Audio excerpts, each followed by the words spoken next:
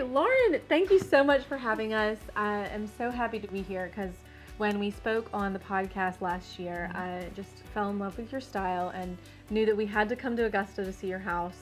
Absolutely. I'm so happy that you came to Augusta to see the house, and now that it's finished, and it's just such a treat to share. So thank you for coming all this way. Of course. Well, we have to start with this room because I love the color palette and it's just so bright and happy.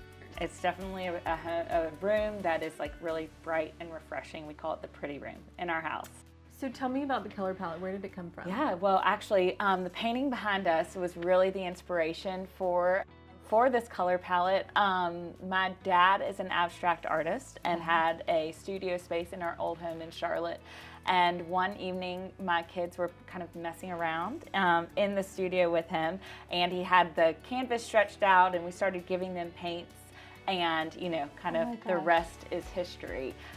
I love incorporating an abstract into my designs. You'll see that with a lot of the designs that we do, especially since we do a lot of traditional rooms. So I knew, okay, that we've got this abstract. I really needed something that kind of stood out, like in regards to a floral or some sort of design. I'm always drawn to florals. So I picked this beautiful, like Clarence House fabric. It's a hand-blocked, real traditional print, but it kind of just had this really beautiful kind of color and tradition to it. So that's an old chair from my mother-in-law that we had recovered in the print, and I just felt like the two pieces played really, really well together. So, you have these two sort of more organic patterns, and then I love the fun this check. I know. Well, and the check was a fun way. I was like, okay, how do you kind of make these two pieces talk to one another? So we've got this beautiful floral chair. We've got this fun abstract, but we needed something that kind of tied the two pieces together. I didn't think I could do a solid underneath this abstract. I just felt like I felt like this was a room where you could kind of get away with doing a lot of pattern and color. And so I thought the check was a beautiful way to kind of blend the blues and the greens that were in both pieces. So it was a little bit of a bold choice, especially in like my more formal living room, but I think it really turned out well. Lauren, what about the curtains? Because far away they look solid, but up close they're actually a ticking stripe. I had these the blue chairs, and I had them, and I knew that was probably going to be the only solid fabric that I would use in this space. Okay. And so I thought the stripe was like a nice complement, just to have like a little bit of movement, because we have to remember there's a lot going on in this space. And so I was like, how do I get really, really subtle movement? And I think it's all about playing with scale and size and things like that. So we've got our big, overwhelming floral. I mean, the repeat on that floral is like 41 inches. So doing it on the back of a chair where you can really see the pattern is a great way to use a big floral like that. And then we've got the big abstract. So every other element that I used in the room, I wanted it to be like really the scale. We had to pay real close attention to the scale of the fabrics. Okay, I remember, speaking of the curtains, I remember when we were talking on the podcast, you were mentioning, doing that a lot, using fabrics that maybe from far away look solid, but then once you get up close, they have a subtle herringbone or a stripe or a texture somehow. So tell us how, what is it about that works so well? Well, I think it's a little bit of an optical illusion. I think it's one of those things where you're right, like from far away, it doesn't feel too busy, it doesn't feel too overwhelming, but then you start to notice like the subtle details, and I think that's a big part of our designs. Really, like as you enter space, as you kind of walk around and get more familiar with the space, you're really noticing all the layers, and that's one of those things that we really love to do, is really layer the different elements of the room. Let's talk about the rest of the house too, though, because it did seem like there are colors in here that you've then used again elsewhere. So how does the color palette sort of evolve and Right. change as you're moving through the space? Yeah, I mean, definitely the colors trickle through throughout the home, and I think that's important. And when you walk into a home, when you walk into our home, I definitely feel like it tells a story. And so, yes, like I knew this was going to be kind of my bright and happy room, but I knew better than to think my husband would let me put pink everywhere in every room in the house. So it's kind of how did the colors kind of evolve from one space to the next. And so our entry was a room where we kind of took colors from this living room, this bright, cheery room, pulled in colors from the dining room, which has a more moody feel, and made that kind of like this like convergence of, you know, the two spaces, you know. So when you walk into our entry, living room to the left, dining room to the right, and the entry kind of weaves that story. Smart. Yes. Oh, I would not have thought of that. I mean, it was just one of those things where, you know, I almost painted, we have the painted checker floors. I almost painted them green and white. And then I just thought, I think I really need this space to feel really like neutral and clean because I've got so much color going on in the other rooms. Do you think that's a good sort of strategy for most people in hallways and entries? Like, having them be more like a bridge to the other spaces? I think so, because I think you can get away with doing, you know, going a little bolder in each individual space than in the entry. The entry, because it probably connects multiple rooms, it is nice. That's a great use of the word. Like it is as a bridge, right? And so then each room can kind of tell a story off of that. So if you have neutrals, you can pull those neutrals in different ways, or if you have a blue entry or a pink entry, you can pull that little touch of color into each individual room that the entry touches. The dining room paint color is a neutral, and that is the darker color in our checkerboard floors. Okay, Whereas I didn't realize that. Yeah, so the wall color is the darker color in the checkerboard floors, whereas the lighter color is the color of these walls. So I pulled the two wall colors together to create that color palette. But I knew, you know, I had some antiques and darker wood pieces that I don't necessarily have in this room. So I knew that room could afford to have a little bit more of like a heavier jewel tone color palette.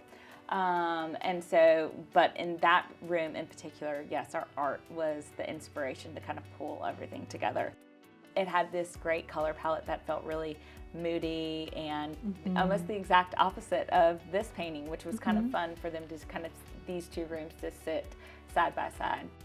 The painting definitely like led to the inspiration of, you know, the rug that we chose, the console that we selected to put in the little bay window. And yes, at night, I think one thing that really lends itself well to like a moodier dining room is great lighting. And so I have multiple lighting sources in my dining room, from lamps on the sideboard to sconces to an overhead light. And so I just kind of like to play with the lighting when we are setting the table for like a nice formal dinner. But I knew that dining room then leads to our bar. And that's kind of the bridge to the kitchen. And I knew I wanted the bar to be kind of moody. That was the room I really, really wanted to like play with like color and kind of make it feel like a gentleman's bar. Okay, let's talk about the kitchen. You've made so many clever and practical choices in there for a busy family life. Yes. Can you kind of walk us through the kitchen and all that you did in there to make it functional, but also really decorative and beautiful? Yeah, absolutely. Well, and that was my big thing, is I knew that kind of, you know, yes, this is my pretty room, and the kids, we actually do spend a lot of time in here, but just not with food. But in a kitchen, obviously, that's going to be a place that gets lived in multiple times a day, and kids are constantly in and out. And so I didn't want it to be a place where they couldn't feel like they could sit on furniture, or that they couldn't like use anything, but also I wanted it to be pretty and reflective of my style. So that is where the beautiful indoor-outdoor fabrics come in. And we actually took some wonderful chairs that I'd had for a really long time from Ballard, and recovered the seat in our own, in an indoor-outdoor fabric. So if anyone spills spaghetti sauce or anything like that, like so easy to clean up. And then the banquette fabric, I actually had vinylized. So and clever. the kids thought that was such a fun treat. When they first got into it, they were like slipping and sliding all over the banquette and just thought it was the most fun. But I really wanted to, I'd had the blue fabric for the chair cushions, and then I wanted something with a little bit of pattern just to kind of pull the rest of the space together. And so I found a great fabric that I was able to have finalized, and I do not worry about that space at all, and it's wonderful. And I love the purple sort of, would you call it like a linear floral or a floral? Like, what would you call that? It's a stripe in a sense. Like, it's got like a vertical like stripe pattern, and it kind of is a two, like, I believe there's like stripe and floral kind of mixed into that fabric, and it's really great. It kind of just brings your eye up, which then highlights those the art that's above the banquette as well. So it's so pretty. Thank you. The color palette in the kitchen and the dining room is sort of blues and purples. So where did that, we were talking earlier about the flow of the colors throughout the house.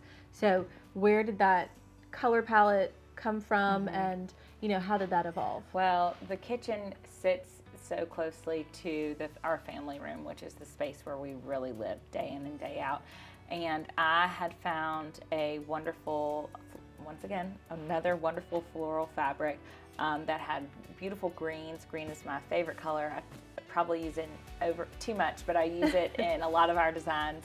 But it had this wonderful green and purple and blue color way to it. And so that was my inspiration for our family room. And then the next challenge was, how do I get this family room that's going to be really heavy with greens and purples and a little bit of pink and blue to go into a kitchen that I didn't want it to be quite as saturated with color. Like, I wanted the cabinetry to really stand out. I wanted it to feel like, usually in a kitchen you've got things all over your island. You've got like your cooking and prepping. I mean, that's real life. Yeah. And so I knew that it would be busy. I didn't want the fabrics in my kitchen to be busy. So I pulled, so I kind of would pin up, my process when I'm at the studio is pinning fabrics up and kind of pinning other, coordinates with it, and I step back and I have to kind of see it, and then I'm like, okay, no, I don't like this, I don't like that. And so I would keep that one floral fabric pinned up, and then just as I would find new fabrics, I would continue to pin and add them to the board, and it kind of, all of a sudden, this blue and purple check really like stood out to me. And I thought it transitioned nicely from the family room to the kitchen. And then I thought, oh, it'd be really fun to pull in purple for the banquette, because that's not usually a color I use all that often. And so it was a little bit of a bold choice for me in a sense. And that pattern was what really sold me, and so it played nicely off the check, and then you just layer in the coordinates from there. And it's nice because it does have the purple in it, but it also has a lot of negative space, right? Which I think makes it to where it's not such a bold statement. Yes. It's balanced from the kitchen. Yeah, absolutely. And I wanted that. Our cabinetry is just a really beautiful, like, off-white. And our countertops are a soapstone, which I've loved because I don't have to really treat them very precious. Like, they're not precious. And so I've that's worked well for our family and how we use our kitchen. And so I wanted the fabrics to be interesting, but just really subtle as well. So I think that came through, hopefully. It's beautiful. No, it's gorgeous, and you can tell that it's a hardworking space. Like you said, you've got 3 kids, so absolutely. But it looks beautiful despite being so busy. Yes, most of the time it's a very busy place in our home, yeah. which I love. Everyone kind of gathers there. We do art projects, we do homework. That's where the life of the family tends to be most weeknights. So. Okay, so tell us a little bit more about the family room, because it has a lot of the colors throughout the other rooms, but they're again kind of deeper, more jewel tone, and I did notice that room is slightly darker. So was that because the room was darker? Like I think there's a few things that probably go into play with that. Like off of the family room, we don't have as much natural light because we did add a porch to the back. So whereas the kitchen has this big, beautiful picture window where, you know, you've got all this natural light streaming in, the family room's kind of in the middle of the home next to our master bedroom and with the porch right off of it. And so it doesn't get as much natural light. But I also knew that, you know, our family, we live hard. We live, you know, on our furniture. We love our furniture. My kids are snuggled up to the pillows, you know, and the cushions. And I just had a feeling I've had an off-white sofa before, and that did not do well for the way that we live in our home. And so I knew that I needed something dark that could, you know, just hide the dirt. Now I did do them, both of the sofas in those spaces, in that space, in a performance velvet, which just allows me a little bit of like peace of mind in regards to being able to once again get it cleaned. Yes. What about the primary bedroom? It's tucked a little bit off of the family room. Yeah. So how do you pick a color palette for maybe a public room versus a private room like your primary bedroom? And that's a great question because to most people's surprise, like I really love like a very soft and serene bedroom, even though I love color like in my everyday life, and my art speaks, you know, volumes of color. In my bedroom, I think, you know, sometimes I'm go all day, and you have to be a mom, you have to be a business owner, and all of these things. And I like to come to my bedroom just to really have this beautiful, like soft, like serene space. And so for me, I really found that the green that I had was just like made me really happy. And it was one of those things like you could kind of come down a notch as soon as you enter that room. And that to me makes for a really nice bedroom. I think that a bedroom should not be a stimulating space. And it needs to be a place where you can kind of like start to unwind and turn everything off. So Totally. So, but you know, you kind of have like a monotone color palette in there, which you've obviously done beautifully. How do you make it to where you create a serene space, but it's not boring? Right. I mean, I think in our room in particular, we really kind of played with the paint. So one thing that we do, I love like painting trim, and I love like playing with like the different finishes of paints. So in that space, we you know, painted our trim, painted everything, you know, all that same sage green. So that way it like just really kind of lent itself to like a really smooth, like soft space.